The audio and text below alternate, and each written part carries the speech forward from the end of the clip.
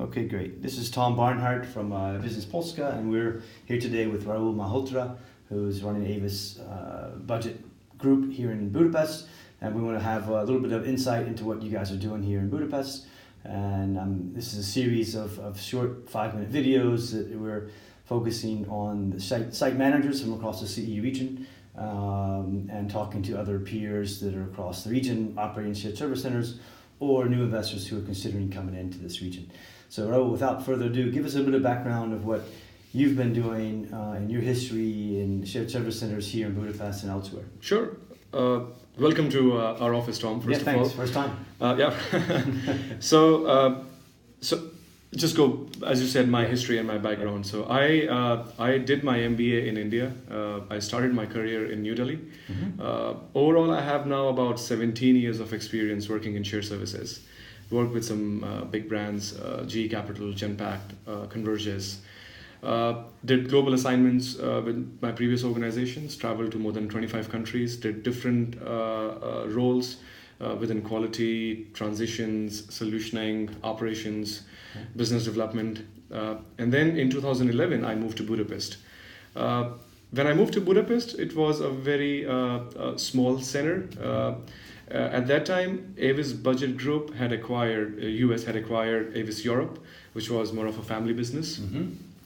And then in 2011, the objective was to grow the Budapest Shared Service Center, consolidate the operations from countries, standardize the processes, and then look at further development and transformation possibilities. And that's consolidation from across the European... From across the European countries. Okay. All right. So if I compare in 2011 versus now, 2011, when I joined, the center was only about 200, 250 people. Okay.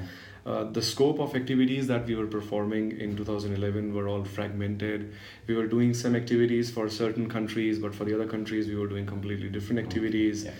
There was no ownership for the shared service centers as well, because we had like 100 bosses. So when I joined, I had my dotted line reporting to at least 10 bosses. Yeah, fine. So every time when I had to ask for a scope extension or an approval for change into the processes or policies, I had to go to different stakeholders. Very slow, yeah. Very, very slow. Yeah. Things change. So when in 2012 we had at that time our EMEA president Larry Deschamps, who came to the BSC Shared Service Center in Budapest, and he looked at that there's a great potential in the talent that we have in Budapest in the shared services, as well as the amount of the kind of activities that we were doing for our countries and the kind of improvements for that small scope of activities that we were doing. He looked at the possibilities of further expansion, and without wasting time, I think he kicked off a very big project. And within a span of 2 to 3 years, you can imagine, from 200 people, we grew our center to about 900 people up until 2015. And today in 2017, we have almost 1,200 people in this center. We are performing various activities which are... Take us through some of the activities. What are you actually doing, the processes here? Yes, so we do a lot of financial services activities, which is record to report activities, as we call it as. Closing, bookkeeping, general ledgers, those kind of activities, account payables, a bit of sourcing activities as well. Then we have some customer services activities. We have a big operations for handling direct customer service queries. They are contacting us for the European market, and we are serving our customers in 11, 12 different languages, including all Scandinavian languages, all European languages. And then we have commercial support services activities or order to cash activities as well. Not order to cash, I would say bill to collect activities, which is more account receivables related, database, master data management related.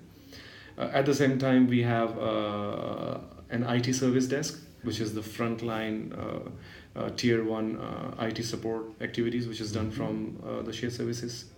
We also have now HR services. So the back office HR services is also consolidated now here in the shared service center in Budapest.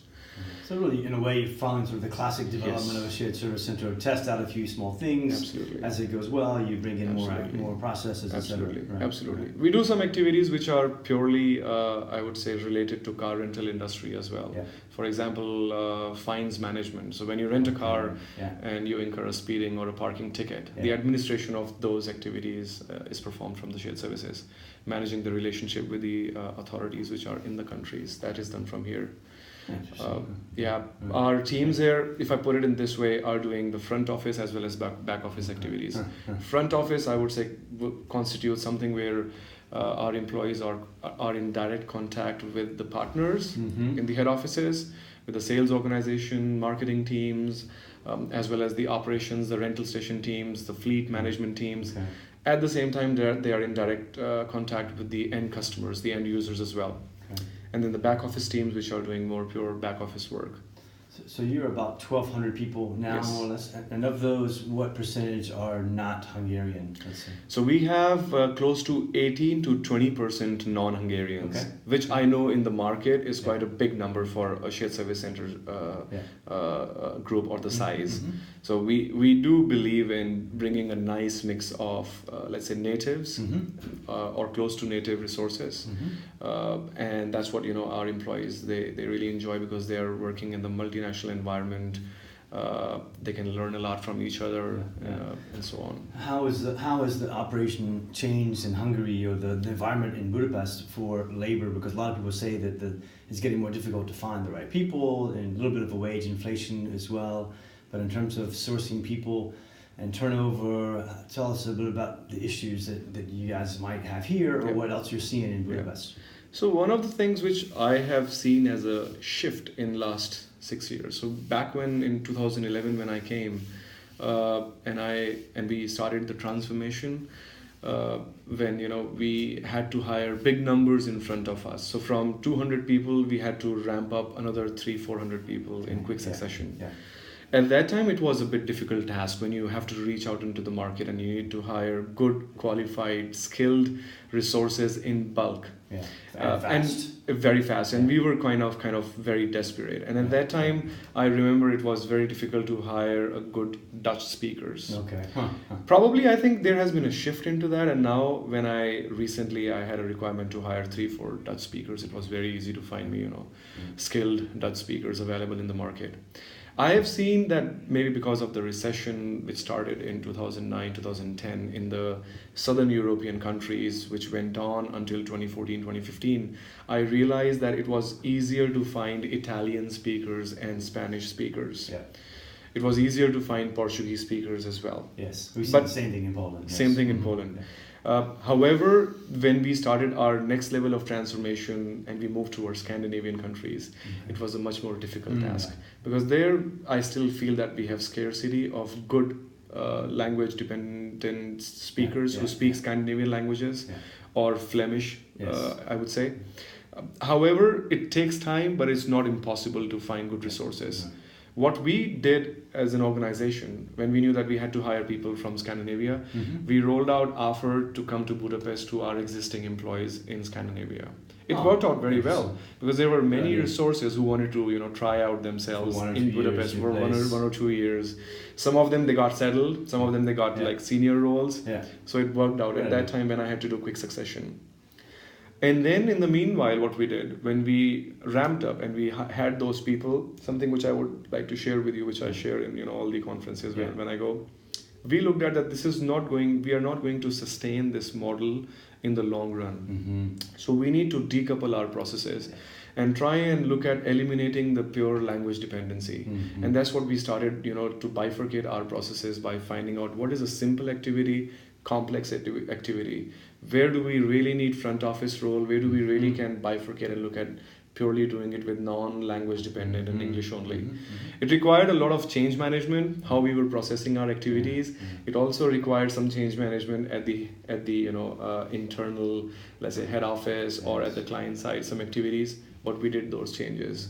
And I can tell you that, a simple activity like a database management, where since our input of the information was coming in the local language, even from our internal partners, we changed it to English. and therefore we eliminated our complexity of language Interesting. and moved it to English requirement. That helped us to reduce our staff cost, Right.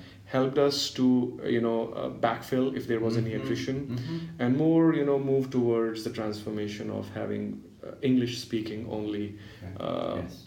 process activities. Okay.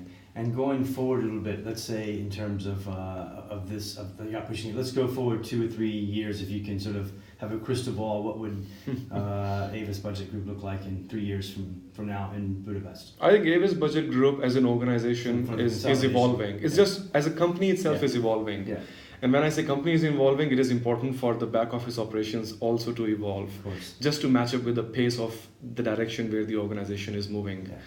Strategically, our organization is going very strong. We are moving into different mobility services, catering to the high demand of our customers on going more digital and getting more and more innovative ways of renting cars from us. Yes. So if this is the direction the organization is moving, I think as a back office operations, it is imperative for us to even catch up with that pace of changing our back office processes accordingly. So how I see is as that, I think our organization group is thoroughly investing into our back office operations, making it more and more efficient, transforming it into making it more automative, into robotics, into investing into providing better infrastructure from the IT standpoint, which also helps our employees now, because we are working with millennials and Generation Y. They like to work with newer technologies, faster ways of work, and they want to contribute to this innovative style of working.